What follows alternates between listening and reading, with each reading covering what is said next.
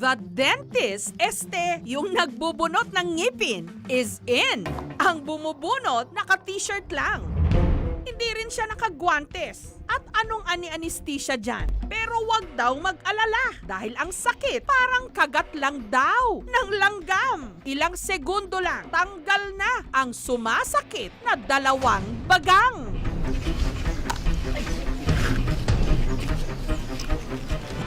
Ang dental services ni Kuya, libre.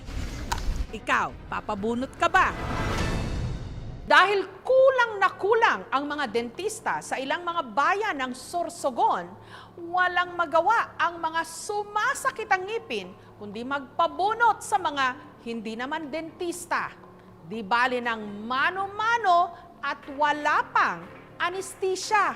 Aray ko po!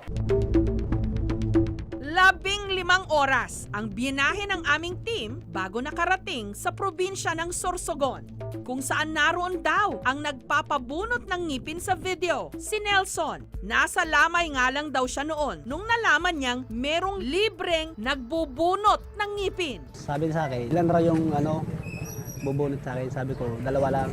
Wala lang. Akala ko, di pa tapos. Yung pala, tapos na. Binigay sa kamay ko, 2 ngipin. Pinagtanong-tanong namin kung sino ang tagabunot ng ngipin sa video. Walang kahirap-hirap. Popular pala siya rito. Halos lahat kasi ng mga taga rito nabunutan na niya. Parang tagkagat lang ng langgam. 3 yung pinabunot ko. Ito ho.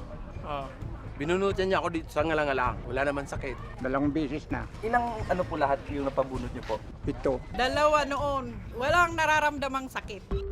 Pati ang kapitan ng barangay nakalibre sa tooth extraction. Yung sa pagbubunot niya, talagang kilalang-kilala siya. Tapos napunta dun sa barangay, naging kaibigan ko rin. Tinry ko kung talagang totoo, magaling magbunot.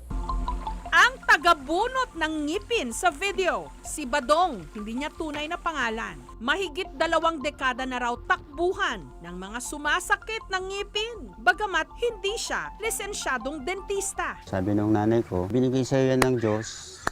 Ikaw lang ang halos bibihira niya ng binibigyan. So isabuhay mo. Ipinamahagi ko.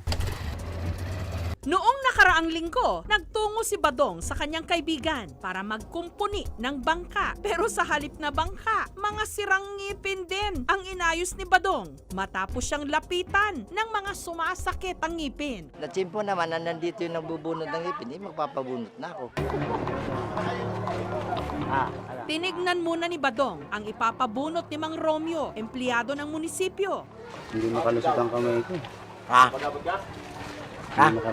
Nung napansin niyang medyo mahirap itong tanggalin, ginamitan niya ito ng kutsara. Relax lang. Wala na. Ano, iluwa mo. Masakit pa yung sa yuktor.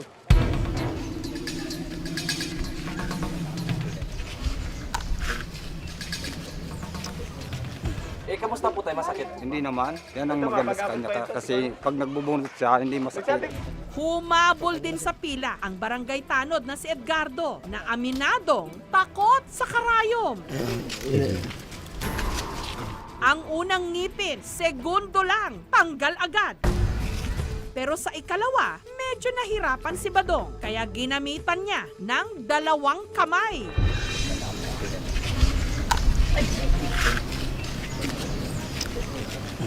Isa ba? Hanggang may binunot pa siyang pangatlong ngipin. Ayan, yung sira. Wala. No. Lubog sa gilagid. Opera ng doktor. Ito na. Pero yun lang. Matapos bunutan, pinagmumog ang barangay tanod. Wala akong naramdaman. Mas parang kahit kagat ng langgam, wala. Isang araw, matapos siyang bunutan, nadaanan ng aming team si Edgardo na balik trabaho na. Takot talaga ako magpabunot, ang totoo lang. May oras yung sira na pag tinanggal yung ngipin, walang sakit. Kaya nagkusan loob ako na ipatanggal. 3 ngipin yung Yung nga eh. inyo, hindi po ba namaga po? Wala. Walang sakit. Kasi pag nakita ko na nakaupo dyan, lalapit. Sakit yung ngipin ko kagabi. O sige, upo ka. Puk, tapos.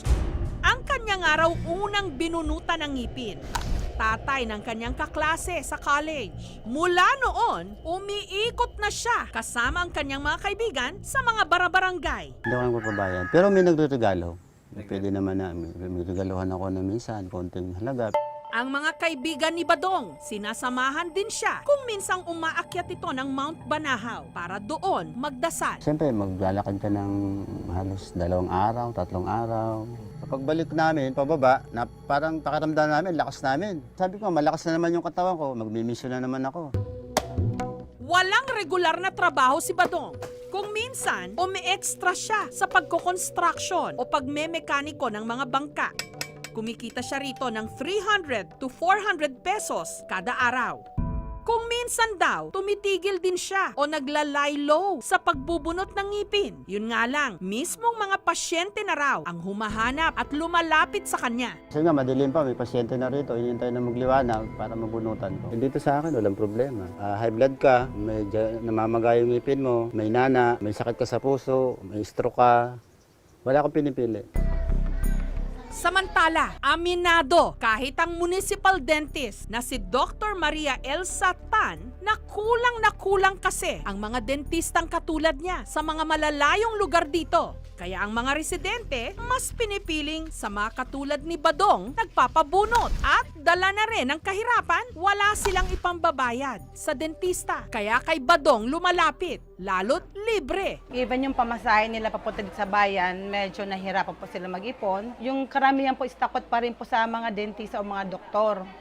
Mas gusto pa nila maniwala sa mga ganyan na mga illegal practice kaysa sa kagaya namin ng mga dentista.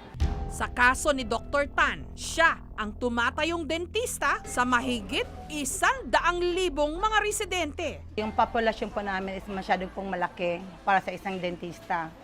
Isa din po yan sinilapit ko po kay Mayor na madagdagan po sana tayo ng manpower para po mas makapag-serve po tayo ng mas maraming kababayan.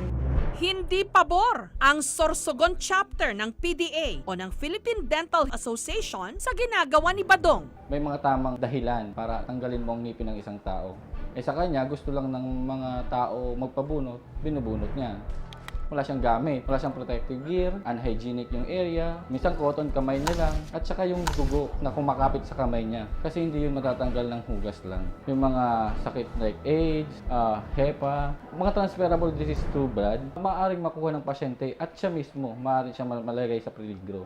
Yung mga patients na nakita ninyo, kailangan mag-undergo ng mga medical test yun. Matagal mag-progress yung communicable diseases. At malalaman na lang nila yan pag symptomatic na meron na sa kanilang nangyari. There are times po na may mga pupunta po dito sa amin, mga post-operative complications, kakaroon pa ng complication like namamaga, yung binunutan o dumudugo. Yung po minsan yung mahirap po sa mga ganyan na mga parang illegal practice. Pero ang mga binunutan ng ngipin ni Badong, wala namang angal. Wala naman po nagrereklamo, karamihan po nagpapasalamat kasi imbis na bumayad sa dentist ng 350 o 250. Meron pa silang babala sa kanya. 200,000 yung fine, not more than 500,000 and 2 years imprisonment. I-stop niya na yun. Huwag mo ilalagay sa alanganin yung buhay ng kapwa mo. Dapat intindihin mo na ang gumagawa lang yan, hindi lang kayang gawin, pero may knowledge about dun sa ginagawa. Sana makipag-cooperate siya sa amin, mag-refer na lang siya ng pasyente. Hindi na ito bago kay Badong. Noon palang dekada 90, inireklamo na siya at ipinakulong dahil sa kanyang ginagawang pagbubunot ng ngipin. Nata ko, siyempre, marami kaming anak na nag-aaral. Kasi sinasabihan ko naman siya, itigil na itigil. Hindi maiwasan. Darating siguro sa punto na kakasuhan nila ako, di ba? Yung mga ganung bagay. Handa naman akong tanggapin yun at handa ko rin itigil to kung gusto nila itigil. So, yung 25 taon na pagbubunot ko ng ngipin, siguro sapat na yun. Pinagdadasal ko din yun para iparamdam mo lang sa akin kung dapat ko nang itigil to o hindi. So ito na siguro yung panahon na ititigil ko na rin. Tumatalima naman si Badong sa mga kumokontra sa kanya. Pero meron din siyang pakiusap. Ibigay nila yung tamang serbisyo sa tao. Ang laki ng binibayad sa mga dentista, di ba?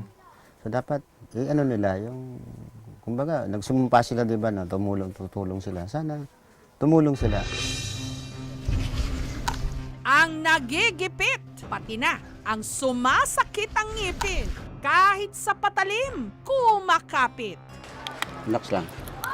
Wala na. Paano na lang ang mga kababayan natin na hindi maserbisyuhan ng mga dentista? Hanggang tiis-tiis na lang ba? Umaasa sa wala. Thank you for watching, mga kapuso. Kung nagustuhan niyo po ang videong ito, subscribe na sa GMA Public Affairs YouTube channel. And don't forget to hit the bell button for our latest updates.